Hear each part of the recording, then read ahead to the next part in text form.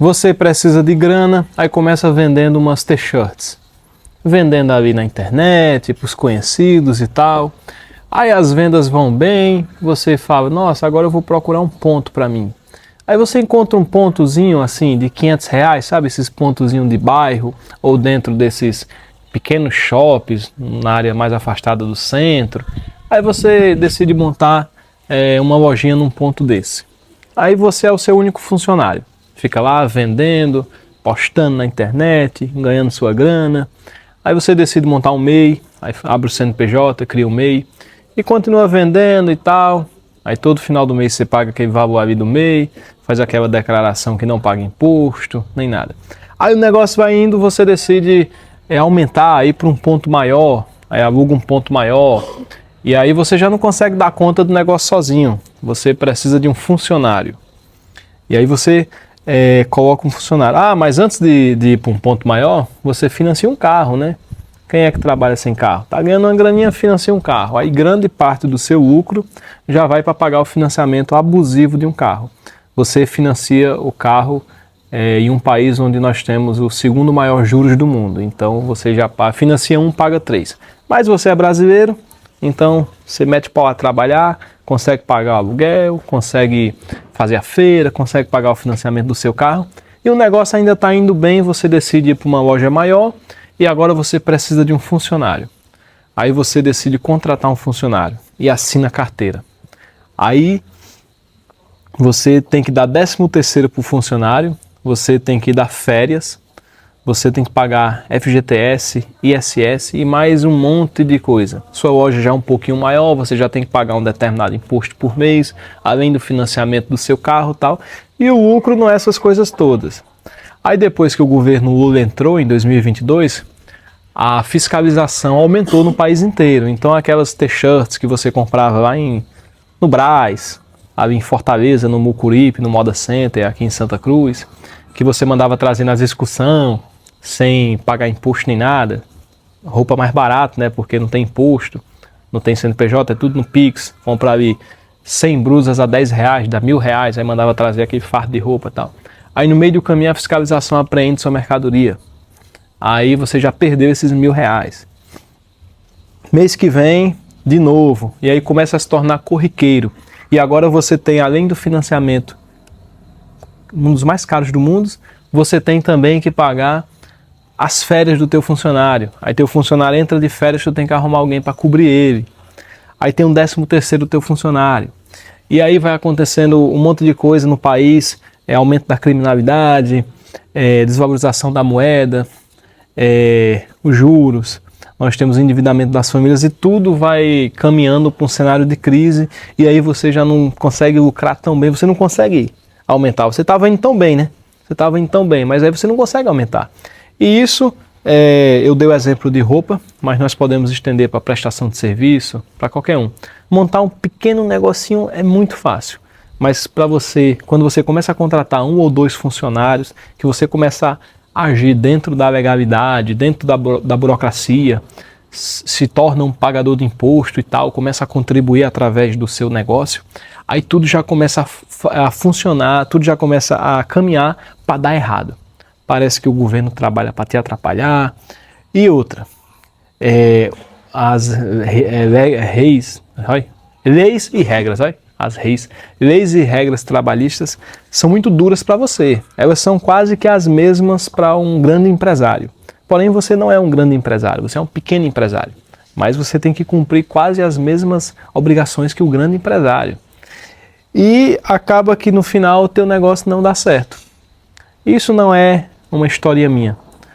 As estatísticas mostram que a maioria dos pequenos negócios, dos CNPJs, eles se encerram em menos de 3 anos. Tanto que quando você vai no banco, porque você precisa de dinheiro e o banco não te empresta. E uma das alegações, um dos motivos que o banco te dá por não te emprestar dinheiro é que o teu CNPJ é muito recente. Por quê? Porque o banco sabe que a maioria desses CNPJs novos vão quebrar.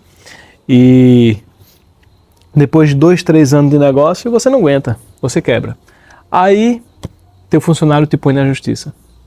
Aí tu tem que entregar o local, pagar a multa, tu perde teu negócio, tu perde teu sonho, tu fica decepcionado, fica pensando, e agora, o que eu faço? Não vou voltar para a CLT, que é uma merda, não vou fazer Uber, não tenho mais meu negócio, vou montar outro negócio, não sei, é o restinho de dinheiro que te sobra, o teu funcionário te põe na justiça.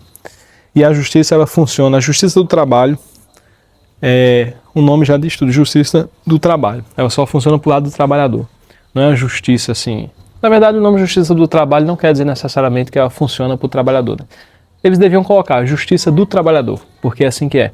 E aí, o teu caso já é, o caso aí que o funcionário te botou na justiça já é 90% de chance de tu perder. E tu pega o resto do dinheiro e paga a indenização para ele, 15, 20 mil reais, que o advogado dele, muito esperto, come uma boa parte, e aí termina de te lascar de vez. Aí o que tu pode fazer? Ir atrás de um Bolsa Família. Entendeu? Então, o cenário brasileiro, as regras e leis trabalhistas, para o pequeno empreendedor, do meu ponto de vista, elas não deveriam nem existir. O cara que é MEI, que até ME, quando está começando, ele não devia ter a obrigação de pagar 13º, férias, FGTS, assinar a carteira. Todas essas obrigações que levam muito dinheiro do empreendedor. Eu acho que ele não devia ter essas obrigações, porque aí ele conseguiria crescer, né? Porque do jeito que está hoje, é quase que impossível você conseguir crescer nesse país sendo atacado de um lado pelos impostos, atacado do outro lado pelas leis e regras trabalhistas e atacado do outro lado pelo segundo maior juros do mundo, um verdadeiro roubo. Como que você progride num país desse? Então esse é o meu ponto de vista. O MEI, o pequeno empreendedor, ele não devia ter essas obrigações, porque o MEI é eu e você, é aquela pessoa que está fazendo um serviço por fora, um extra, está tentando ver uma maneira de ganhar dinheiro sem procurar um emprego, sem assinar carteira. É o comerciante que lota os centros, pequenos bairros, que vende coisa na esquina, churrasco, que vende sanduíche, batata frita, e tem um CNPJ para poder emitir nota fiscal, para poder ver se movimento CNPJ para pegar um empréstimo. Então esse é o MEI. E ele, às vezes, ele é mais liso do que o próprio funcionário dele. Porém, ele tem obrigações de dar 13º, esse tanto de obrigação que isso funciona para um patrão, para um empresário. O pequeno empreendedor não é um empresário, não é um patrão. Ele que toca o negócio dele. Quando ele contrata alguém, ele contrata como se fosse um auxiliar. O que a gente deveria fazer, né? Criar política para ajudar esse pequeno empreendedor a crescer. E uma das primeiras coisas que a gente deveria fazer é tirar essas obrigações dele. A obrigação que ele deveria ter é não tratar o funcionário como um escravo, pagar bem, ele pode até pagar bem, porque ele ganha mais, né? E outra, aí você pode falar, não, mas se não tiver essas regras, aí as pessoas vão ganhar um salário mínimo e não vai ter nem um 13º sequer. Mas aí por que o cara vai trabalhar por um salário mínimo sem 13º se tem outra empresa pagando 13º, férias e tudo mais? Ou seja, o MEI ele teria que aumentar um pouco o valor do salário para que as pessoas se sentissem atraídas por essa vaga. Porém, sem obrigações, 13º e várias obrigações, ele teria dinheiro para pagar um pouquinho a mais todo mês. E isso daria folga para que ele pudesse continuar crescendo. Porque quando vem os financiamentos, o imposto, as regras, tudo isso limita o crescimento. A pessoa chega naquela posição que ela tem 1 ou 2 auxiliares com carteira assinada e ela não consegue crescer mais. E aí ela fica ali, enxugando gelo, vendendo almoço para comprar janta, e depois de 1, 2 anos ela fecha. Geralmente é assim. Então eu acho que essa proposta do fim da escala 6x1 é boa, porém para o Brasil ela é boa para o grande empresário, que ele não vai sentir muita diferença. Mas para o pequeno empreendedor, ela só é mais um obstáculo na vida dele. E além dos juros, né? Acho que se a gente quer, de fato, melhorar a economia desse nosso país, a gente devia proibir os bancos, né? Criar políticas para que os bancos não assaltassem o cidadão de forma legalizada. 10 minutos e meio. Entendeu? Então, o Jones Manuel, quando foi num debate com o pessoal lá, aí eles falaram da escala 6x1, aí ele falou, não, mas veja bem, o banco, as pessoas trabalham no banco 30 horas por semana. Veja como é possível a escala 6x1. Ele só não mencionou, não sei, acredito que foi de propósito, ele só não mencionou que os bancos são empresas mafiosas que assaltam as pessoas de forma legalizada, extorquem as pessoas. Então, o dinheiro do banco é dinheiro do trabalhador. O banco é como uma máfia, e toda máfia paga muito bem. Tu já viu alguém que trabalha numa máfia, numa facção, numa organização criminosa e ganha um salário mínimo? Ninguém. Então, por isso que o banco paga bem. E aí ele joga na mesma balança um banco e joga o Seu João do hot dog. Ele é inteligente. Eu acredito que ele não faz isso por ser burro, faz de propósito. Porque se ele olhar para a realidade, ele vai ver que Seu João do hot dog não tem capacidade de cumprir com as obrigações dos Moreira Salles, donos do Banco Itaú, né? Que só para o PT doaram não sei quantos milhões aí. Os caras têm milhões para doar. Eles podem pagar um dia a mais de salário, dar um dia de folga para os seus empregados. Agora o Seu João do hot dog não tem. Tem dinheiro nem para arrumar o carro dele, que muitas vezes está quebrado. O que mais tem nesse Brasil aqui, ó, nesse Brasilzão, 5 horas da tarde, no trânsito, o que mais tem é empreendedor com carro velho voltando do serviço. Empreendedor pequeno não é patrão não, gente. É sobrevivente. Então a gente teria que tirar essas obrigações.